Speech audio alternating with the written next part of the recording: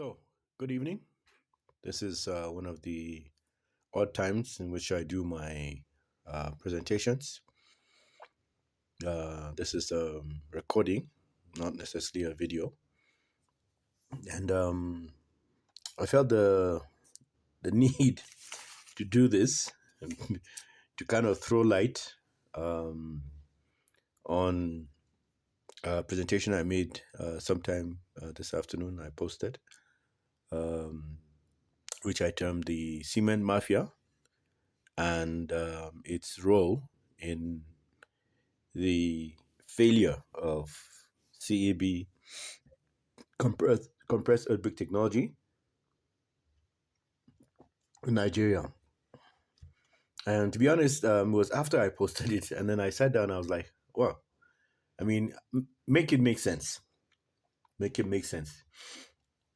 If cement is the price is high, then definitely you expect that the other forms of building and construction technology will be highly sought after. But then, no, it's actually a conundrum. It's an irony that that is not the case. Okay, so um, I hope to have do some panel where I'll invite fellow professionals, and then we would talk at length about this issue. But I felt I needed to put this out so that doesn't make it seem as if I have no idea what I'm talking about. Just a short explanation. Hopefully, when I get fellow professionals in the industry, we'll be able to hash this topic and give you a better understanding. So, definitely, surely, if the price of cement is high, you would expect that people will gravitate towards other forms of building and construction technology. Yes, but what are those other forms of building and construction technology? Unfortunately, in Nigeria, the monopoly is held by concrete, steel, and glass. Concrete and steel. Basically, that is the monopoly, if I may use that word, of or in the building and construction industry. Now, government in Nigeria is one of the highest in terms of volume of use of this material. Okay, so if I go back to why I chipped in this idea about there being a cement mafia. Now, don't get me wrong. I have to reiterate and reiterate it. Okay, it does not connote anything criminal. All right, it does not be established, and I'm not making that assertion. But it's just a cliche. It's a cliche because it's real. These are things that are happening. So consider this: the price of cement is high. Why don't people explore other forms of other technology? And the only technology would be the local or indigenous technology using what? Mud, clay, soil, earth. Okay, but this goes back to a number of things we've mentioned about this technology. How mud technology, how it's perceived, no matter how refined it is, if compressed earthquake technology can be looked at the way it has been looked at. So you can imagine you may be able to start to grasp the enormity of the situation. So let me go back to what I was saying.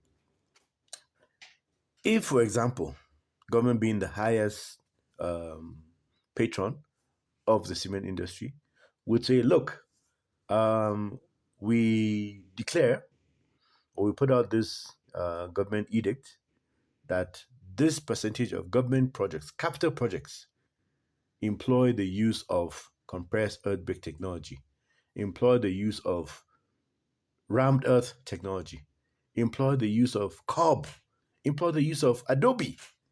I'm telling you, this whole thing would turn on its head in one night.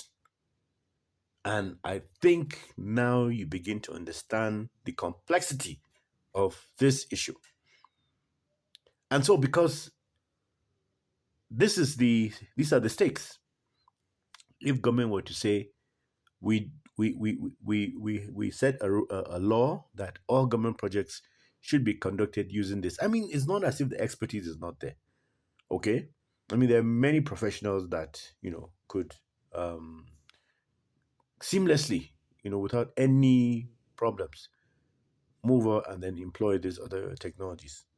And so you begin to see how and why this issue or this problem of the monopoly, the insistence of the use of cement, or you know the lack of movement away from this monopolistic um, um, form of building and construction. I mean, consider Europe. Okay, yes, it was built on a lot of modern tech, but like I said in the um, in the intro of the podcast, the Mud Whisperers, there is a movement back. There's a movement back to the use of mud as a traditional mud in its traditional refined form. And so back to my assertion that only and if only government will say, okay, look, we say that this percentage of capital projects be carried out using this technology. I'm telling you, the price of cement would come down. So it would be fair to point out that Nigeria is a very very impressionable society, a very very impressionable country. I mean, in terms of other trappings of life, fashion, food, cars, name it. There is nothing you would not find in Nigeria. So why hasn't this move been made? It's possible that these monopolies, these market forces, these political influences aggregate in one way or the other to form a barrier to any new entrants into this um, building and construction field. So, if there's anything you would have um, taken away, let's say what would have been your takeaway from this very brief presentation, is that the operations or the existence of this cement mafia phantom, okay, phantom, is one of the reasons why compressed earthquake technology has failed. It is not a um, there's nothing conflicting about it. I said it. If only and only government will say, okay, look, let's move away. There's so much insistence. I mean, we're not even talking about. We'll get to that. We're not even talking about the issues of carbon footprint, embodied energy, all those things. We all seem to be the last, catching up. After everyone has moved ahead. So I look forward to having a panel where we can discuss this at length. And yes, continue setting the stage for this move back, this renaissance, this journey back to um, the usefulness of a material that we hitherto, look down on and almost with utter contempt. So I'm going to sign off now. Hope to meet you ahead in another presentation.